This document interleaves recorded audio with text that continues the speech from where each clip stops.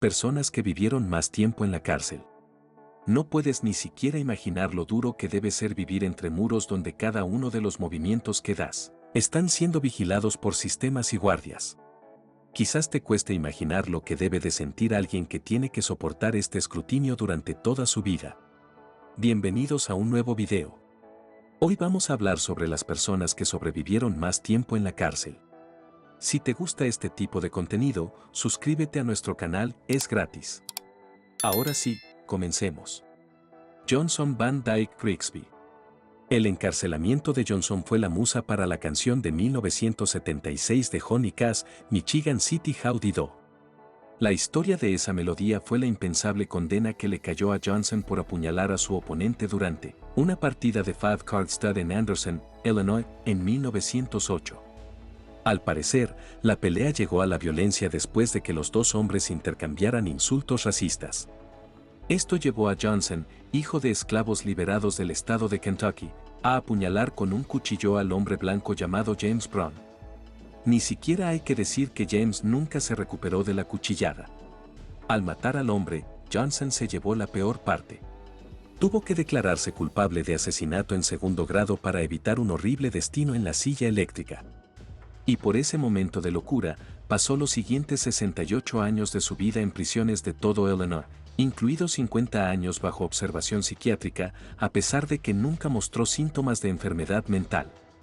Como dice la canción que narraba su vida, la primera letra habla de su libertad condicional a los 89 años. Pero 2 semanas después de su nueva oportunidad de vida, en 1974, pidió volver a la cárcel. Después de 66 años, estaba completamente institucionalizado. Era un extraterrestre en su propio mundo. Los coches parecían más bien carros la última vez que cruzó la carretera, y Elvis Presley aún no había nacido. Así que pasó voluntariamente otros 17 meses en la cárcel antes de ser puesto en libertad en el Centro de Salud del Condado de Marion, donde falleció sin fanfarria a la muy avanzada edad de 102 años. Para pasar su extenso tiempo en los recintos penales, leyó y releyó la Biblia, un diccionario y una enciclopedia de la A a la Z. Supongo que cuando el tiempo es todo lo que tienes, te ves obligado a encontrarle algún uso. Walter H. Burke Jr. En 1965, Patricia Ann Johnson fue declarada desaparecida en Manchester, New Hampshire. Entre el grupo de búsqueda estaba Walter H. Burke Jr., su vecino de al lado.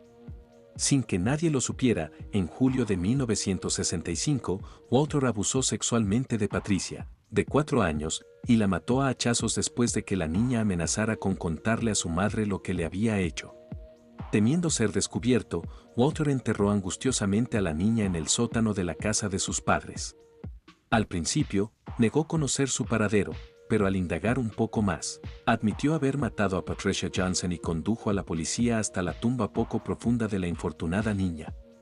El fiscal general Louis Crosby Wyman pidió la horca, pero Walter solo tenía 17 años y su minoría de edad resultó ser su única salvación. Su condena se redujo a asesinato en segundo grado, y el juez lo sentenció de 18 años a cadena perpetua. En los años siguientes, Walter frustró sus intentos de libertad condicional con más faltas. En 1966, la Junta de Libertad Condicional le denegó el privilegio, alegando la gravedad de su delito. Luego, en 1977, se preparaba para salir de prisión cuando fue acusado de actuar de forma inapropiada con menores mientras se encontraba en un campamento de mínima seguridad. El delincuente reincidente participó en un programa para delincuentes sexuales en 1978 y 1979, pero tras robar un cheque ese mismo año, su destino quedó fijado. Fue devuelto de nuevo a la celda. Walter disfrutó de libertad por única vez en 1979, cuando se le concedió un permiso de 72 horas para visitar a familiares y amigos. Casi 7 décadas después, Walter sigue entre rejas y ya es el preso que más tiempo lleva en la cárcel de Nuevo Hampshire, según el historiador e investigador galés McTash. El localizador de reclusos del Departamento de Instituciones Penitenciarias de Nueva Hampshire dice que sigue encarcelado y que su puesta en libertad está prevista para el 11 de junio de 2054 o antes. Walter también se ha hecho un hogar en este lugar abandonado, según declaró a Associated Press en 2004 cuando un periodista le preguntó, ¿a eso lo llaman institucionalizado? Sí, eso es exactamente lo que es. Joseph Joe Ligon. Ligon era un adolescente solitario que pagó con su vida haberse mudado con la compañía equivocada. Impulsado por el alcohol, Joe y 4 adolescentes a los que apenas conocía procedieron a robar con violencia y mutilar a desconocidos, el 20 de febrero de 1953. Aquella noche de terror, los chicos apuñalaron a 8 personas, hiriendo a 6 y matando a 2 más. Ligon fue el primero en ser capturado. Más tarde, este hombre que era analfabeta, declaró a la BBC lo siguiente: ni siquiera sabía deletrear mi nombre, no pudo leer la confesión que la policía le había preparado. No sabía que había aceptado su responsabilidad en el asesinato de las 2 víctimas mortales. Tras un día de juicio, Ligon fue declarado culpable de 2 cargos de asesinato en primer grado y condenado a cadena perpetua sin libertad condicional. Cuando ingresó en la cárcel en 1953, lo hizo sin conocer los detalles de su encarcelamiento hasta 2005, cuando un hombre al que Ligon debe considerar un ángel llamó a la puerta de su celda. El abogado Bradley Brecht le explicó las condiciones de su condena y su injusticia. En 2005, después de que el Tribunal Supremo fallara en contra de la ejecución de menores, ambos empezaron a trabajar por su liberación y la suerte les sonrió en 2016, cuando el Tribunal Supremo volvió a fallar a favor de volver a condenar a cadena perpetua a todos los menores.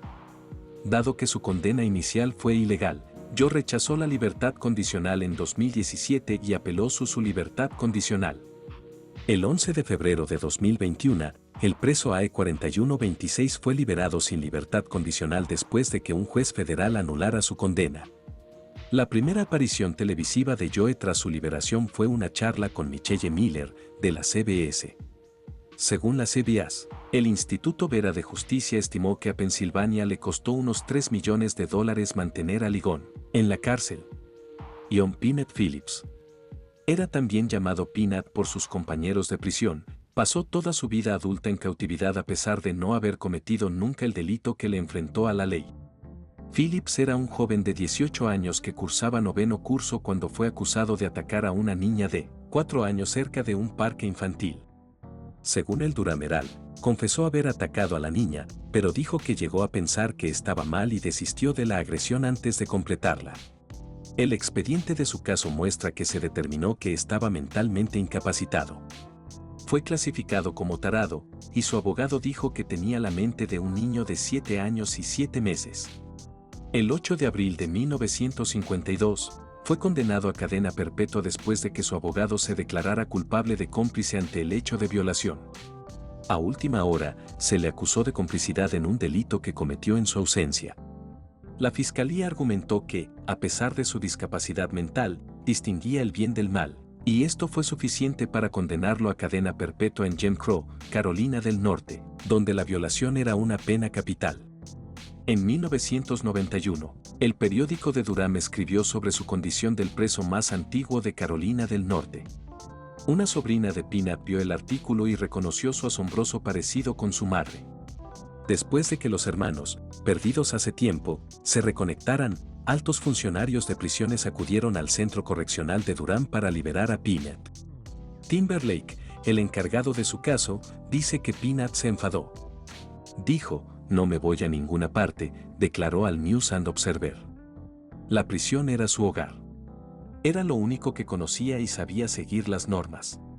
Según el Departamento Correccional de Carolina del Norte, fue puesto en libertad el 9 de marzo de 2021 y su libertad condicional termina el 8 de marzo de 2026, cuando tendrá 82 años. Paul Gadel Jr. Gaidel figuraba en el libro Guinness de los récords por ser el recluso que más tiempo ha cumplido condena en Estados Unidos, cuya sentencia terminó con la libertad condicional.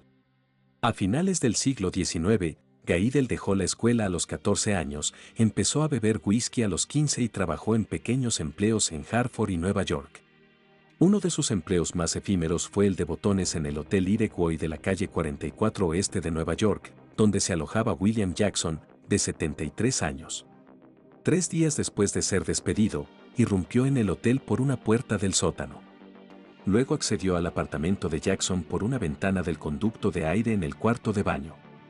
Untó con un trapo el cloroformo que su casera, la señora Cain, había comprado para aplicar la eutanasia a su viejo perro de compañía. Su plan consistía en noquear al acaudalado señor con el producto químico presionando el trapo envenenado contra su nariz. Pero cuando el anciano opuso resistencia, Giddel le golpeó y aumentó la dosis de cloroformo antes de meterle el trapo en la boca. Dijo que quería volver a la habitación para desamordazar a Jackson, pero tenía demasiado miedo de que lo capturaran. Mientras escapaba, Jackson se asfixió y murió.